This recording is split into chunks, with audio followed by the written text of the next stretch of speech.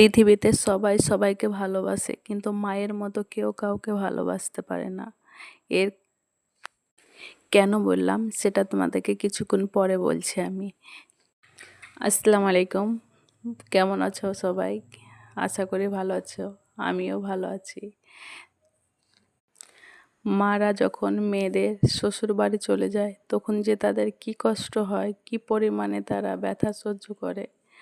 হয়তো এটা সমাজের নিয়ম, দিতেই হবে, তাই তাদেরকে মেনে নিতে হয়।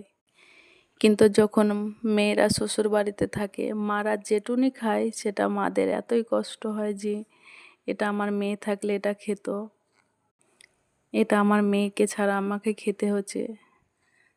কেন বললাম দেখো, আমার তো গায়ে গরু কিছুই নাই, অথচ আমার মায়ের আছে।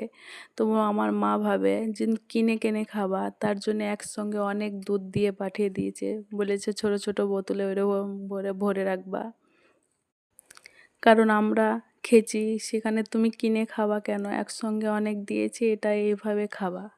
এর জন্যই তো আল্লাহ বলেছে, সব থেকে পৃথিবীতে কেউ কাউকে যদি বিনা স্বার্থে ভালোবাসে, একমাত্র সেটা হলো তার মা। কারণ একমাত্র সেটা আমি তার মাকেই দিয়েছি। আর যে কোনো ভালোবাসা আছে, হ্যাঁ, সেটা স্বার্থ থাকলেও মায়ের ভালোবাসাতে কোনো স্বার্থ নাই। তাই সব সন্তানদের একটাই আল্লাহর কাছে দোয়া রইল, সব মারা যেন খুব ভালো থাকে, আর সব মাদেরকে অনেক দিন, হাজার হাজার বছর আল্লাহ বাঁচিয়ে রাখো। দুনিয়াতে যদি মা বেঁচে থাকে তাহলে সে সন্তানের মতো ভাগ্যবান কেউ থাকে না।